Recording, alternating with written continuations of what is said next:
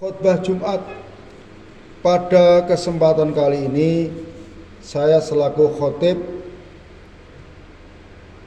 mengajak dan mengingatkan khususnya kepada saya pribadi dan umumnya kepada para jamaah sekalian, marilah kita berusaha untuk menggunakan karunia nikmat Allah Ta'ala yang berupa nikmat kesehatan, yang berupa umur panjang. Lebih-lebih kita kalau menyadari mendapatkan nikmat yang paling agung, nikmat hidayah iman dan Islam. Mari nikmat tersebut kita gunakan untuk sebaik-baiknya dalam rangka ketaatan kita kepada Allah Ta'ala. Kita berusaha untuk mematuhi, melaksanakan apa yang diperintah-perintah Allah Ta'ala dan apa yang diperintah dan teladan baginda Nabi Muhammad SAW. Juga berusaha untuk meninggalkan hal-hal yang dilarang oleh Allah, yang dilarang oleh baginda Nabi Muhammad SAW. Orang-orang yang mentaati perintah-perintah Allah, mentaati, meneladani apa yang menjadi tuntunan baginda Nabi Muhammad SAW, niscaya termasuk hamba Allah yang selamat, yang akan beruntung baik di dunia maupun di akhirat. Dan orang-orang yang ingkar terhadap ayat-ayat Allah Ta'ala, ingkar terhadap peringatan-peringatan Allah Ta'ala, niscaya termasuk hamba Allah yang rugi baik di dunia maupun di akhirat, dan kelak akan mendapatkan balasan yang pedih, akan dimasukkan ke dalam neraka jahanam. Na'udzubillah min dzalik. Hadirin sidang Jumat yang dimuliakan Allah Ta'ala, bulan ini adalah bulan Muharram, tahun baru Hijriah 1448. Kalau bulan Masehi itu diawali bulan Januari.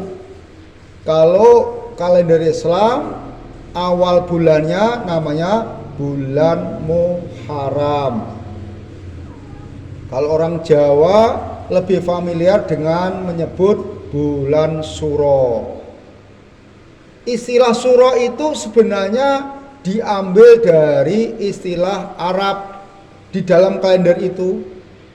Karena di dalam kalender Islam bulan Muharram ada hari yang sangat istimewa, yaitu pada tanggal 10 Muharram.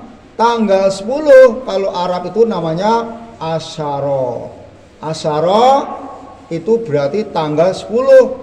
Asyara akhirnya populer menjadi sebutan bulan Suro. Bulan Suro itu dari kata Asyara, yaitu tanggal 10-nya bulan Muharram. Hadirin sidang Jumat yang dimuliakan Allah Ta'ala, dengan adanya pergantian tahun dari tahun kemarin, tahun Hijriah 1447 menjadi tahun 1448, yang pertama menjadikan kita untuk muhasabah, untuk menghitung-hitung umur kita. Semakin kita tambah tahun, semakin umur kita berkurang. Selama 1 tahun kemarin, apakah kita sudah maksimal untuk melaksanakan perintah-perintah Allah Ta'ala? Apakah sholat kita sudah tertib, sudah terlaksana dengan baik? Apakah sholat kita cuma baru asal sholat, atau sholatnya sudah disertai dengan ilmu? Ataukah kita baru asal sholat, ikut-ikut? Selama 1 tahun kemarin bagaimana kadar keimanan kita?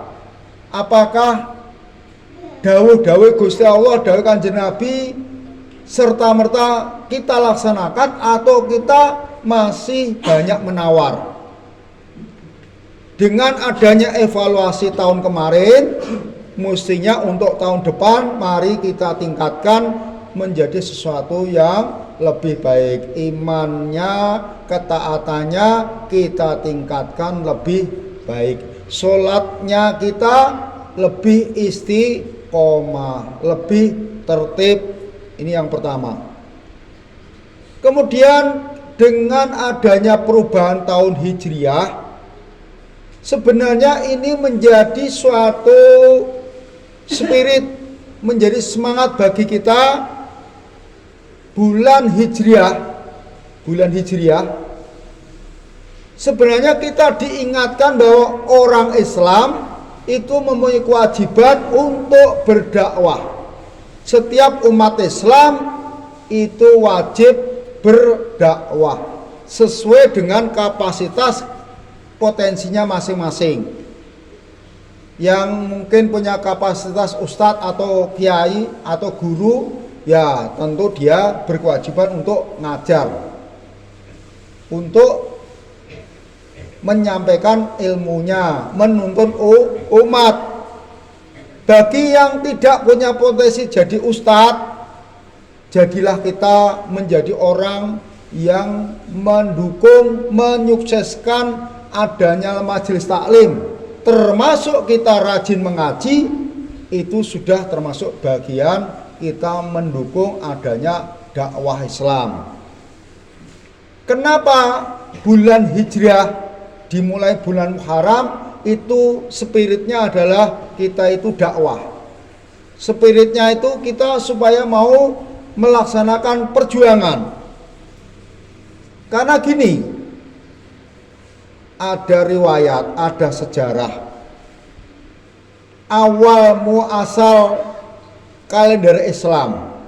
Waktu itu kalender Islam itu ditandai pada saat Khalifah kedua Sayyidina Umar bin Khattab.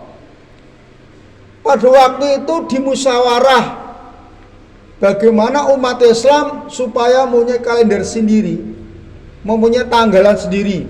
Kemudian para sahabat ada yang mengusulkan kalau kalender Islam itu ditandai hari lahirnya Nabi Muhammad. Tapi ternyata tidak disepakati.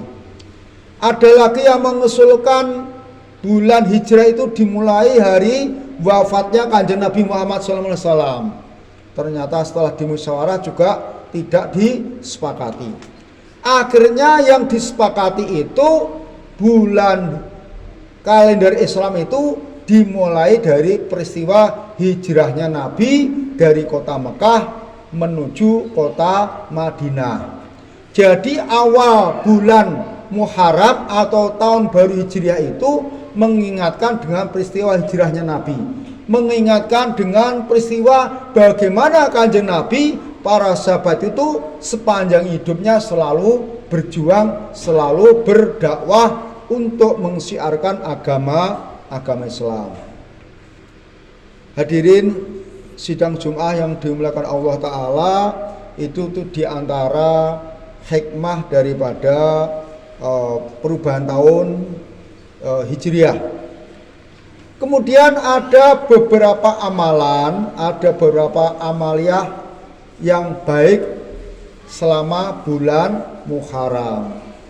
Yang pertama, ketika tanggal 30 Dzulhijjah, sore mapak tahun baru, itu disunahkan untuk membaca doa akhir tahun, dibaca 3 kali. Bacanya kapan? Bacanya yang paling baik habis asar, sekitar jam 4 atau setengah 5 atau jam 5. Itu yang paling baik membaca doa akhir tahun. Kemudian lantas bagaimana hikmahnya, keutamaan orang yang membaca doa akhir tahun 3 kali itu? Hikmahnya adalah selama 1 tahun kemarin dosa-dosanya diampuni oleh Allah Ta'ala. Gara-gara membaca doa akhir tahun dibaca 3 kali, insya Allah dosa-dosa satu tahun kemarin diampuni oleh Allah Subhanahu wa ta'ala. Kemudian habis maghribnya membaca doa awal tahun dibaca 3 kali. Bagaimana keutamaan orang membaca doa awal tahun? Orang yang mau membaca doa awal tahun 3 kali akan dijaga oleh Allah Ta'ala. Dijaga apa? Diselamatkan dari gangguan setan, dari gangguan iblis.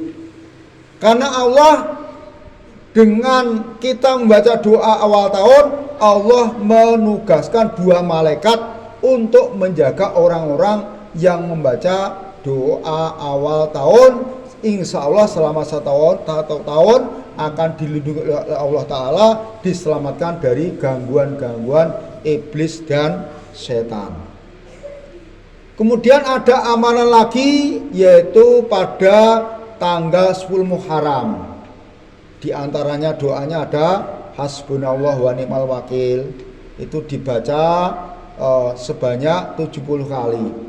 Kemudian ada kelanjutan doanya yang di sini saya tidak saya bacakan, dibaca sebanyak 7 kali.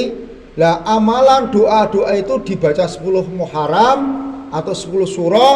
Keutamanya bagaimana? Keutamanya insya Allah orang yang membaca doa itu tanggal 10 Muharram, insya Allah selama 1 tahun itu diberi umur panjang, tidak dicabut nyawanya oleh Allah Ta'ala.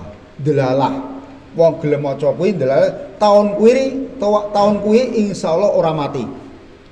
Kalau nanti pada saatnya wis garis titi wancine memang ajale datang, delalah ora sempat maca doa itu, doa pada tanggal 10 Muharram. Hadirin sidang Jumat yang dimuliakan Allah Ta'ala. Kemudian beberapa amalan atau keutamaan selama bulan Muharram, kita dianjurkan untuk berpuasa tanggal 10 Muharram, minimal puasa sehari tanggal 10 Muharram. Kalau 2 hari, 3 hari, 5 hari sampai 1 minggu juga bagus, atau 10 hari juga bagus, minimal 10 hari.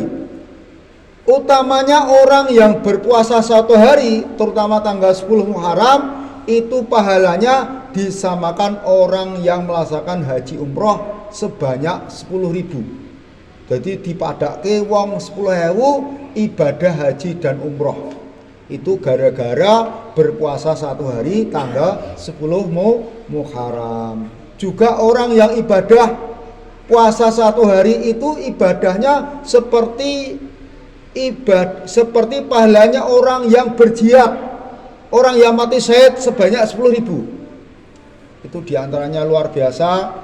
Masih banyak lagi rahasia-rahasia tentang keutamaannya berpuasa pada tanggal 10 Muharram. Terus pada waktu berbuka, ketika kita berbuka itu berbagi dengan tetangga, maka keutamaannya itu orang yang memberi berbuka pada tanggal 10 Muharram itu disamakan dengan orang yang memberikan makan kepada semua umatnya Kanjeng Nabi Muhammad SAW. Jadi wae buka sedina wae dipadake kaya memberikan makanan kepada seluruh umatnya Nabi Muhammad SAW.